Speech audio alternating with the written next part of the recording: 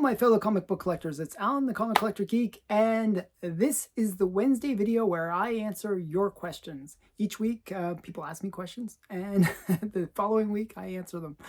So this week, we got some pretty cool questions. I'm going to show lots of stuff, just a lot of stuff. I'm going to show a lot of stuff. Some early Marvel, some Harvey, some Platinum Age books, and a comic that I'd kind of like to see more of.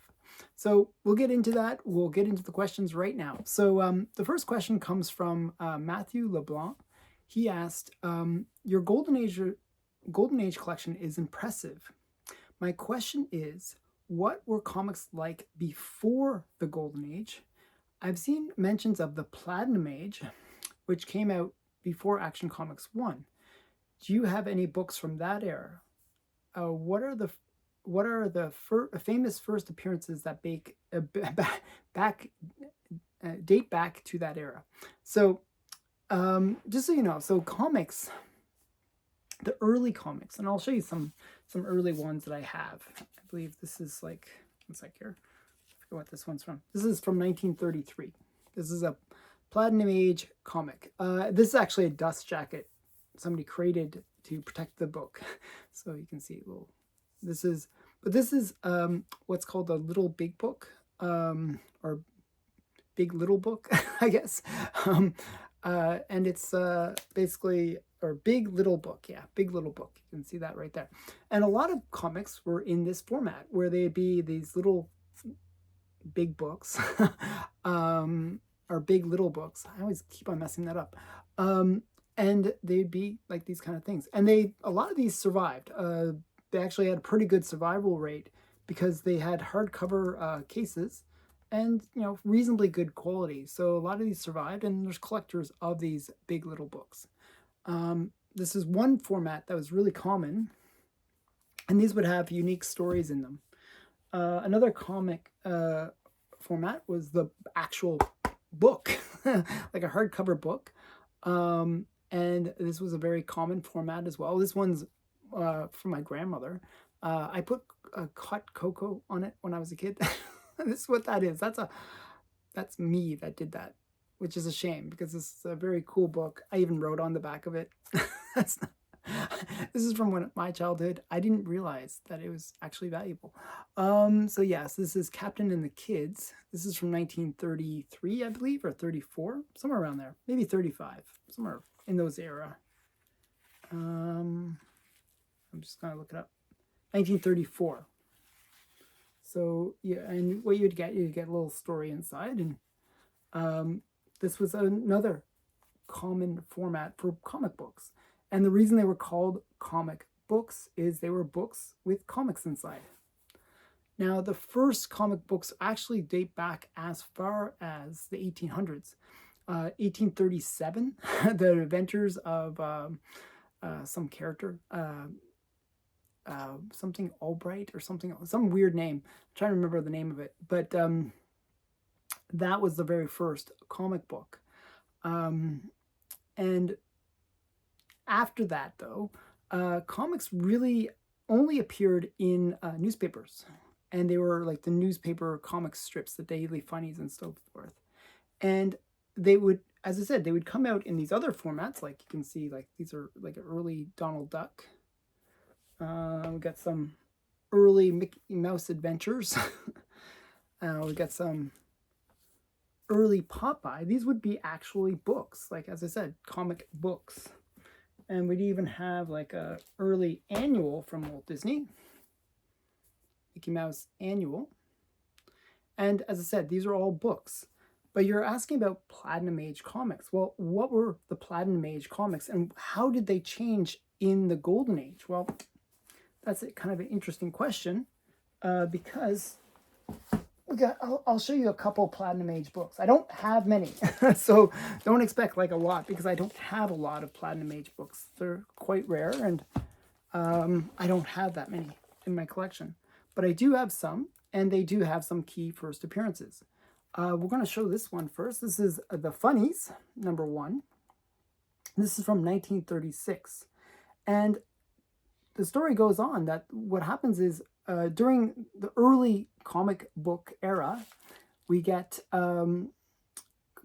comics were really just reprints of the comic strips that were in the newspapers. So what they would do is they would take a bunch of strips, put them into comic book format, and the very first comic book format comic book was Funnies on Parade from 1933.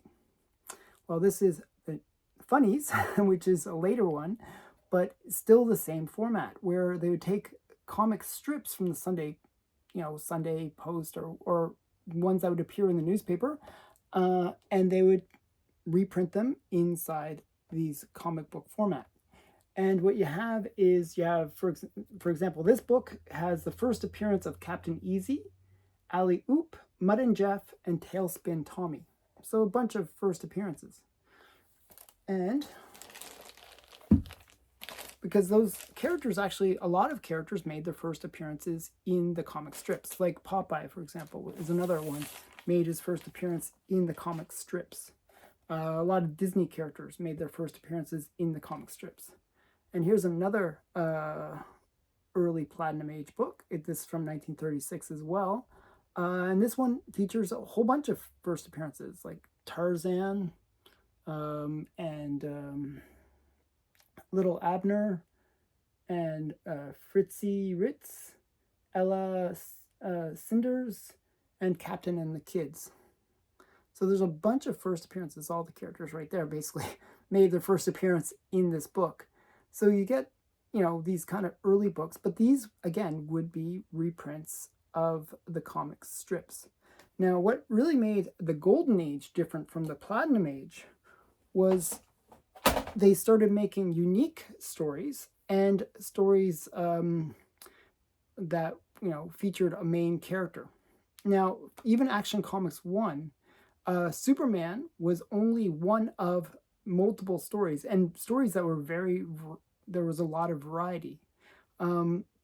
It really separated itself from the earlier comics by the fact that Superman himself was a superhero. And that concept of having a superhero was actually relatively new.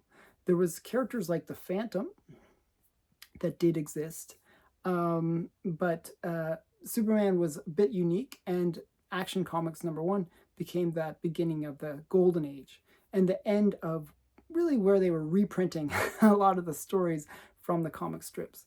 So that was kind of the story for comics. I hope you enjoyed seeing some of these Platinum Age books. They were all from the mid-30s. So Platinum Era really is from the early 20s all the way up to Action Comics #1, which is 1938. So that kind of era. Some people further divide it into other eras. Like some people divide like the late 30s comics as being pre-Golden Age comics. And there's always these weird divisions. But I, for the most part, have it as Platinum Age, Golden Age. And even the Golden Age gets subdivided into different categories. So I just wanted to clarify that point. Okay, next question comes from Matt Blogs, who says, Merry Christmas. Actually, Merry Christmas to everyone. Starting with FF1 and including only superhero comics, what is the first Marvel comic by release date you are missing?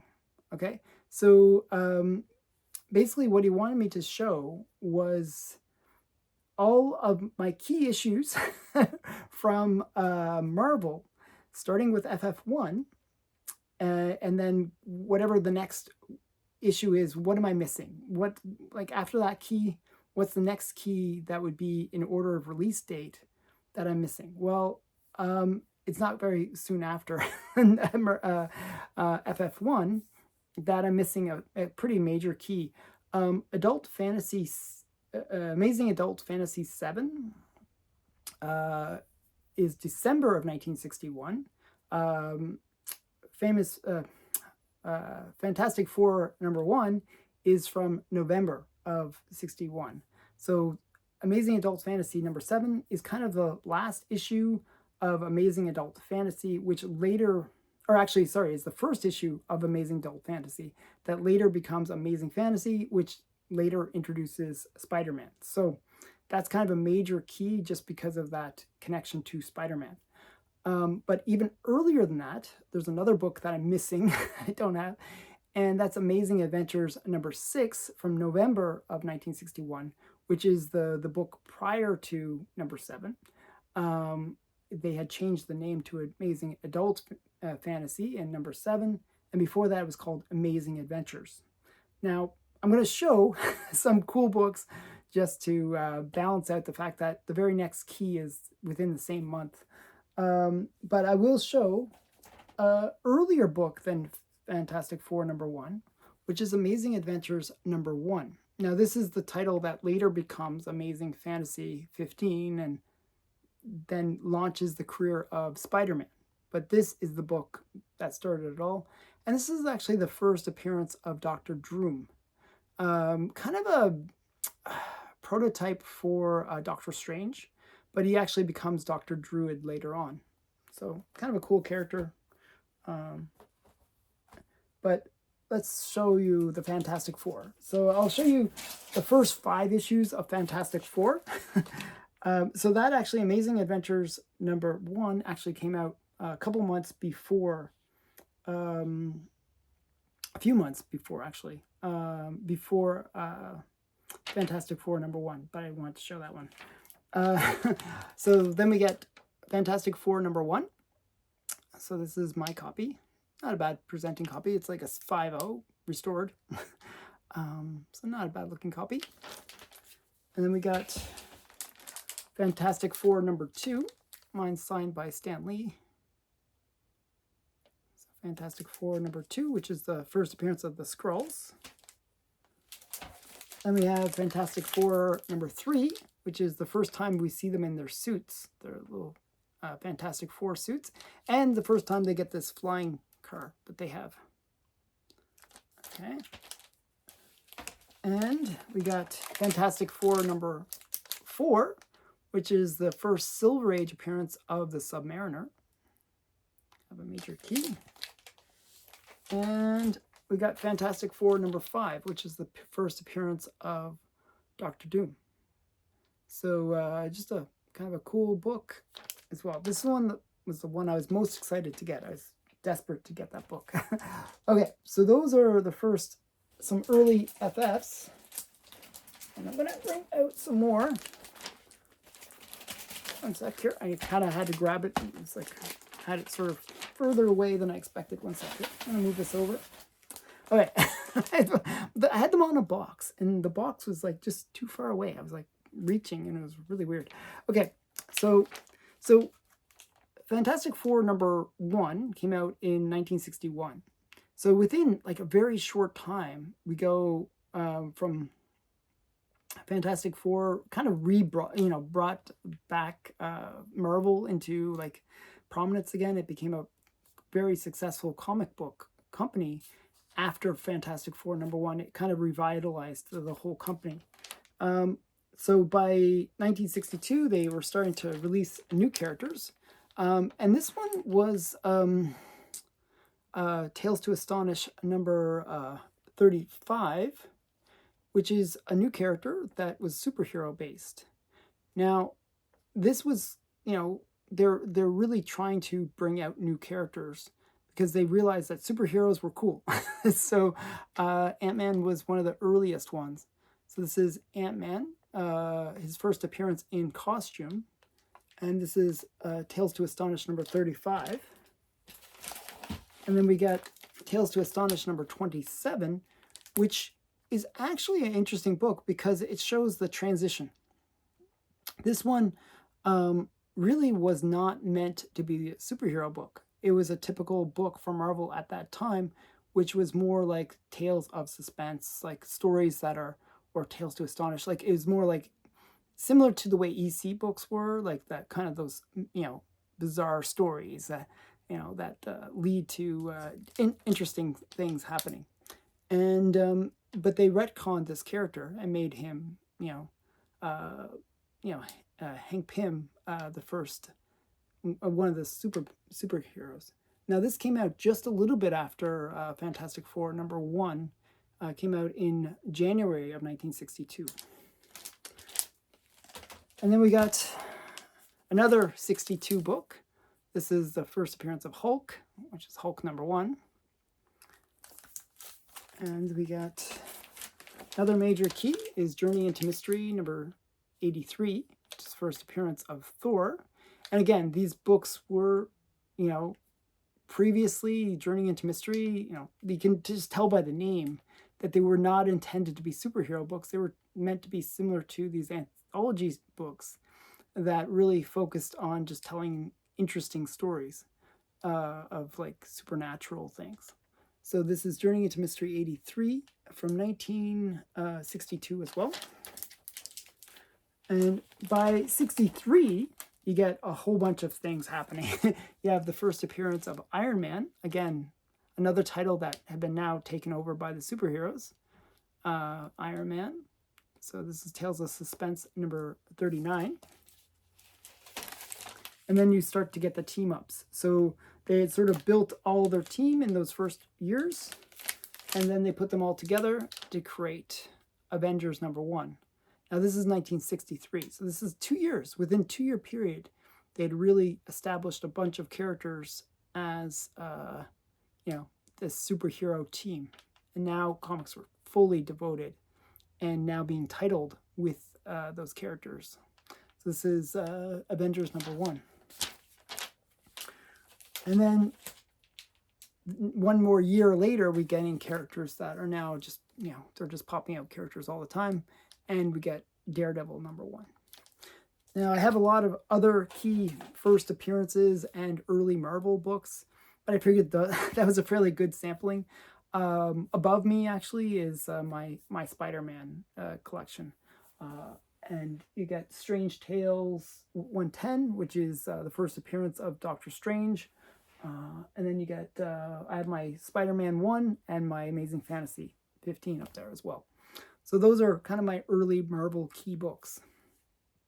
But as I said, I'm pretty much missing the very next book when you're looking chronologically in terms of Marvel keys. So the next question comes from Kay Munin. Thanks for the recommendations on Silver Surfer. Out of curiosity, do you prefer direct or newsstand comic covers? Merry Christmas to you and your family. Thank you. Well, here's one of the things that people don't understand. And I've actually seen this. This is one of those funny things to me. Like, I see advertisements, and the book will be like from 1977, and they'll say newsstand. Well, newsstand books didn't actually start until 1979. So anything before 1979, newsstands were actually the only way you would get the books. And or newsstand, or sometimes you could order them in, but they'd be still newsstand edition. They wouldn't separate a direct edition and a newsstand edition. It was only in 1979 that they started distinguishing the two. And at that time, like 94% of all the comics that were being produced were newsstand. Only 6% were direct. By 1982, that had sort of changed a little bit, where about 80% were newsstand and 20% were direct. And then by 1986, it was actually 50-50. And then by 1990, it really switched. There was a lot more comic shops opening up, and you get the real shift from newsstand to direct, where only 15% were direct for newsstand, and 85% were direct by that point. By 1990, by year 2000, it was like 95% were direct. Only 5% were newsstand. And by 2005, only 2% were direct, or were newsstand, and 98% were direct. And then by 2013, and pretty much since then, only about 1% of the comics produced are actually newsstand, and 99% are direct. So based on that, you can sort of say a few things. One, Newsstands in the modern era are very rare. Like they're 1% of the total comic book population. So those books generally are much more collectible in my mind.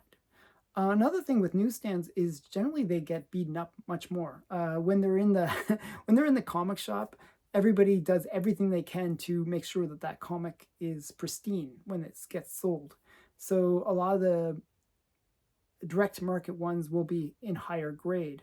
So finding those 9/8 newsstands from the modern era is quite difficult, and to me that makes it collectible. Personally, I don't really care. Like I don't really care if it's newsstand or direct that much, but a lot of the time you got to be careful what era it comes from, because if it's from those earlier eras, well, newsstand was actually fairly common, and depending on the way the newsstands dealt with the books, they actually would, keep them in reasonably good shape. So earlier than 1986, newsstand, direct, doesn't really matter that much. It's after the 1990s that those newsstands are becoming rare. So that's something to watch out for. I personally don't chase after newsstands or directs. The only time that I actually do care if it's a newsstand versus direct is there was a few issues, like there was one with Mobius and Mobius, where on the direct version, not the newsstand version, on the direct version, he actually appears on the cover for his first appearance because he's in that direct little label-y thing. So that's the only reason I would go for the direct in that case rather than newsstand. So there are weird exceptions, but as I said, be really aware of what era the books are coming from. So don't get sold too much on the hype of, oh, it's a newsstand, when really that's not such a big deal. And unless it's in super, super high grade, it really doesn't matter at that, unless it's of this modern era when they're super rare. So generally what you want to do is anything before 1990, if it's a newsstand, try to get it in the high grade. So 9.4 plus, I would say, is probably safe. If it's below a 9.4, probably not really, doesn't really make a difference. People might charge more, but it shouldn't make that much of a difference. So that's just something to be aware of. Next question comes from Fan for Collecting. Hey, Alan, if you could work on a sequel to a comic that you have with any creator, what books or books, what creators, and what would you suggest to or contribute? Okay. There's actually a series that I really enjoyed. And I've mentioned it a few times. I really enjoy this series. I just like the way that they were thinking. And I wouldn't want to contribute anything to it, except for my encouragement that they do it. And the creator was Max Brooks. He's also the guy that created World War Z. And he created a series called Extinction Parade. And I'll show you some covers. And the artist is an artist actually I've become semi-friends with, Ralo Carreras. And this is his art. Not one of his better ones, but this is kind of shows a little bit of his art style. And I'll show you some more from this series. And I'll explain why I'd like them to continue on. So basically what they did was, it was 2 short miniseries. They were each like 5 or 6 issues. And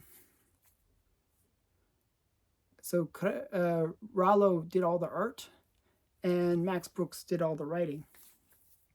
And the series really focused on a war between mankind, zombies, and vampires. There's 3 different groups all facing off against each other. And it was, as you can see, very gory, very gory series. Great zombie series. You can see all the little zombies there. But it was a very interesting series because it's told from the perspective of the vampires. So, which is unusual. with zombie books. And usually it's told from humans' perspective, but it was told from the perspective of the vampires. So the first series, the first set of books, focused on how vampires really perceived mankind and how the zombie apocalypse was happening, but they didn't really clue into it. Who cares? It's another plague, in their minds. Like, it's just another, like, Black Death. They lived through the Black Death. This is not a big deal. Humans will shake it off. It's okay. But after a while, they're realizing that humans are not doing that well against the zombie apocalypse. The zombie apocalypse is an apocalypse, and it looks like humanity might be wiped out. And the vampires are kind of realizing maybe if we don't do something about these zombies, our food source, which is man, will be wiped out. So it takes them a whole set of books just to make that realization. And then the second series of books has them actually going to war with the zombies, but they don't really do it in a general sense. These vampires are very individualistic. They're much more aloof. They're on their own. They're in their own little thing, and not all of them are even interested in doing anything about it. So what they show is the different styles of how some of the vampires fight the zombies, and it's the most inefficient ways, because they just don't really think the way that they should. They don't really see it as like a true war. And as the book progresses, the series progresses, you see how they're kind of realizing that we got to get a little bit more sophisticated. We got to, do what we can to improve our systems of wiping out these zombies, so that we can, protect our food source. And it sort of ends with them taking over this military base that was sort of mankind's last defense. So they think, oh, well, if we just take over their weapons, these humans' weapons, then we'll have the proper ammunition to fight the zombies. But in doing so, they basically wiped out mankind's last hope. It's just so messed up. So it's just because these vampires are so clueless about mankind. It's really well written and just really interesting. However, it leaves at a cliffhanger that you're like, okay, well, now they've realized that they've really screwed over mankind. Now what? Now what's going to happen? And I feel like there was going to be a third series, but they never made it. And it just, like, I hate that. I'm one of those people that, even if it's a bad movie, I'm not sure if people can relate to this, but this is one of my peeves. I'll watch a bad movie, and let's say there's like 20 minutes left. I will watch that last 20 minutes or last 30 minutes or whatever it is, because I don't like to leave movies hanging. I don't like that incomplete status. So that's why I'm a completionist in comic collecting. I try to get the whole series. I hate that feeling of not completing something. So that's the way I feel about this story. I feel like, oh, it's not complete. There's like another series that needs to be put out in order to complete it. So that'd be my only stance on this. Like, my only encouragement would be, hey, please finish it. Make one more set of books, because I think it would be a really great, I'd really like to see what they come up with for that third set of books. So that's it for that one. I hope. And it's a great series. Extinction Parade, Max Brooks. So that's the book that you got to look for. Okay. Next question comes from Glenn Alien Artist. Okay, this is a long question, so you got to excuse my reading, but I'm going to have to read this, and it's quite long. I have a question that I've posted in a few comic YouTube comment sections. No one else has given a reply yet. I'm a Harveytoons comic collector. I know that you have Little Dot #1, the first appearance of Richie Rich, on your channel. Hot Stuff #1 is another book that is highly sought after by collectors in higher grades. Apart from these few #1 issue grails, there are hardly any census counts for early Silver Age books like Hot Stuff 1, 2, 3, 4, etc. And they are very rare to find online. In times when these books do pop up on eBay, there are quite a lot of bidding. The books don't sell for cheap. So I know that there are some Harvey collectors fans out there, but no one on YouTube or online is celebrating Silver Age Harveys. Harvey lost its copyright to some of these characters, but some of them are still well known. The grandson of Leon Harvey is working on producing a documentary on Harvey, but it seems stuck in limbo. My question is, in your estimation, how many file copies, high grade and slash high grade grades of 50s and 60s Harveytoon books are there out there? Just waiting, sitting and waiting to send CGC in the event that the demand ever rises for these books. I'm wanting to hear firsthand accounts from dealers who might be able to shed any light on the situation. Thank you, Alan. Love your channel and the variety of genres you include, not just superhero. Okay, so I made it through. I'm dyslexic, and like reading is like a real challenge for me. So that was like pure willpower. Okay, so number one, I'm gonna show some books for this one, and I'm gonna show my collection of Harvey books and answer your question at the same time. So we're gonna look at Hot Stuff number 1, which is this cool book. Hot Stuff number 1. Mine's a very low grade. Don't look at the grade. Don't look. It's a 9.8. But this is Hot Stuff number 1. Cool book. Very cool book. Now this book, there's 81 on the census, so fairly common for Golden Age. Not so common for Silver Age. That's actually pretty rare. Typically, Silver Age books will have, maybe 1,000 census count if they're a key book. This only has 81. That's a pretty rare book. As a result, even a 0.5 goes for $200+. A 9.0 can go for over $6,000. So just a really rare and expensive book. But number 2 has only 13 copies on the census. And typically, what I've noticed, once you get into that number 2 and then up on the Hot Stuff series, generally the numbers are a little bit, they're lower, but the prices are also a little bit lower. Typically you can get, I should say, the grades are higher though.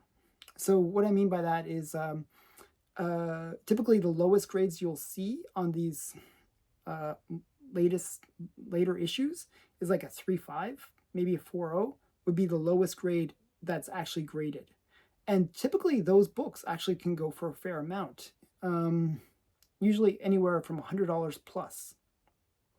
So for example, for number 2, there's only 13 on the census, and a 4.0 goes for about $125, and a 9.2 can go for around $1,400.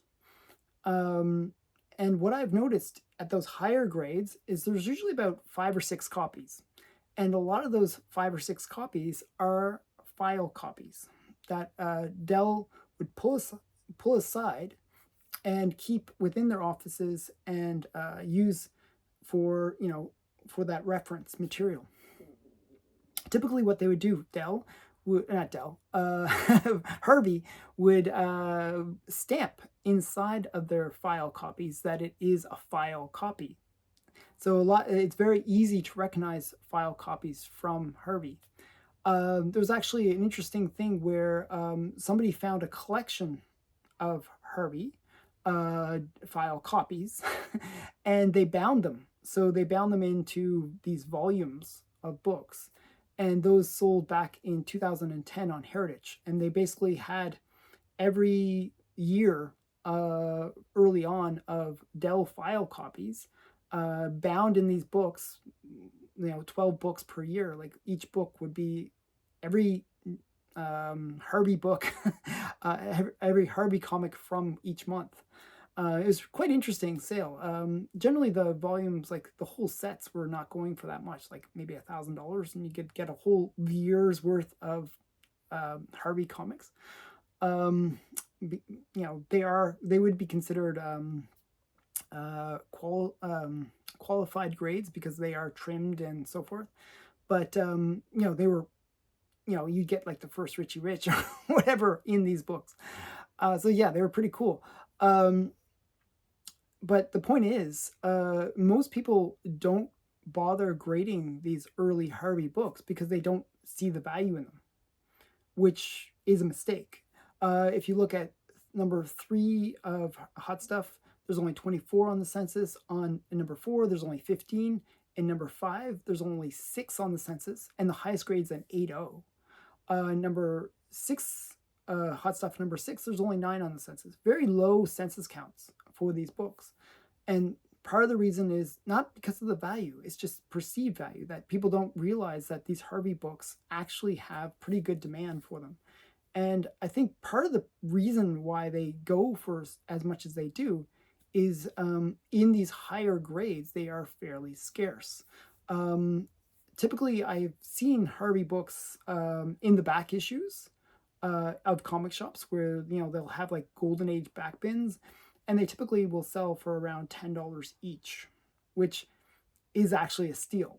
If you ever see them like that price, buy them, because it is actually a steal. But generally, they're lower grades, and that it's sort of like the way Disney comics are. Disney comics, when they're in that lower grade, are fairly common.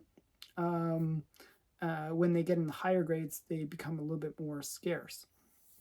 Now, there was a warehouse find of Harvey comics that actually made a lot of the later issues of Harvey comics fairly common and in high grade, because it was a warehouse find, and there was like hundreds of each book found. So those were later titles for Harvey. So something to be aware of. I'm going to show you a few more Harvey from my collection.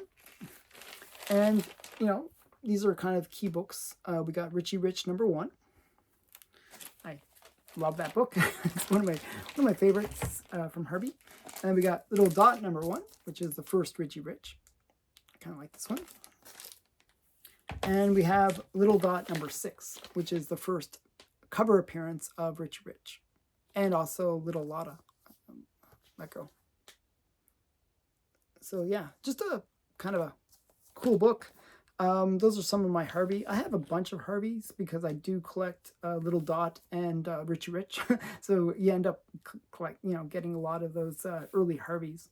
But in terms of how many file copies, from what I could figure out from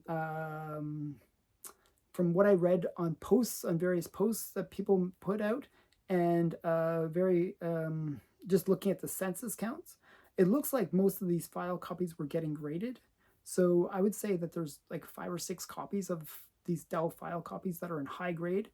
And just because they're file copies, one of the things that happened at, why do I keep on saying Dell? Harvey. One of these things that would happen is Harvey would use them as for their artists, and their artists would use them as reference materials, and a lot of the time they would actually get beaten up. That's why, as I said, Hot Stuff number 5, the highest grade's at 8.0. A lot of the time these file copies were getting kind of beaten up by just the usage of them in the Harvey production house. So just something to be aware of, and I hope that answers your question. Yeah. I like Harvey stuff as well, so it's pretty cool stuff. Okay, last question comes from Dimension 13X Productions. What are some good to buy Golden and Silver Age? What stores are good to buy Golden and Silver Age books from? I want to stay in Canada and avoid silly duty/customs charges for buying from the US. Any suggestions? Okay, so the few that I can think of are when every year, or maybe twice a year, there's the Fan Expo. And what happens every time there's the Fan Expo, you get American dealers coming up to Canada. And those dealers, like Harvey would be a good one, bring up a lot of Golden Age books. In terms of Canadian dealers, there was one that I just interviewed recently on my channel, and I'm blanking on his name for some reason. But I'd recommend him, and you can just go back through my interview videos and find him, and I'll put it in the comments below, just so you know. I'll do that for you. But there's also the Silver Snail. They have a fairly massive collection. If you're in Ontario, there's a bunch of Golden Age dealers. The way you find them is really going to the different comic conventions, because they'll sort of appear at the comic conventions. And you can sort of meet them and then sort of network with them, and then you'll find a whole bunch of books. But what I'll do for you, I will put in the comments of this video, probably later, but after I get back. I'm kind of going away for a little bit. I'll put in some comments of potentially good dealers that you can go to for Canadian, Golden Age access, Golden Age comics access. Now, one of the tricks that I do personally is I don't really worry about the customs charges and shipping from the US, because I use a company called Stackery, which I'll also link in the description of this video, where basically what I'll do is ship all the stuff to my Stackery mail forwarding company, and they consolidate all the orders that I place in the US, and then they ship it to Canada, and then you get to go declare the value of those books. So often what happens is when you buy from the US, you'll actually get customs fees on the total price, which includes the shipping, and that can really rack up the cost. At least within Stackery, you can define the value of the book and say, hey, look, it's $5, not $50, because that was the shipping. It's like $5. So you can define that and actually save a lot on the customs. Another one that's really good is, I think it's Dave Adams is another one in Canada that's really, really good. He's out west. And I'm just trying to think of some other good Canadian ones. But I'll try to come up with a list for you, and yeah, I'll see if I can help you on that one. Another one that I use is Paradise Comics. They're in Toronto. They have a fairly good collection of Golden Age comics. So those are all the ones I could think off the top of my head. But I recommend using Stackery. It's just a nice way to get around all that and not worry about having to just stick into Canada, where really the inventory of Golden Age is very limited. So yeah, so those are some of the ones that I'd recommend. And that's actually one more person I would recommend is, and you can check him out on Instagram, is Streyflexin. He has a great collection of Golden Age comics that he's selling. And sometimes he'll do claim sales on Instagram, and you can pick up his stuff there. And he will ship to Canada for free, and he will get you around the customs fees, so you don't have to pay those. So yeah, another recommendation that I would make. I hope you enjoyed this video. These were all the questions for this week. It was a fairly long video, but this is the Christmas video in a way, because it's, a couple days after Christmas when this is getting released. I wanted to say Merry Christmas to everyone and Happy New Year. And thanks for watching and hanging out with me for 2023. I hope that we hang out again in 2024. And if you haven't already, please subscribe to the channel. If you have a question for me, put it in the comments below and I'll answer it next week. And please give this video a share, to spread the love to other people, and also give it a thumbs up if you can. I want to boost the channel's recognition, so those things help. Thanks again for watching. Bye for now.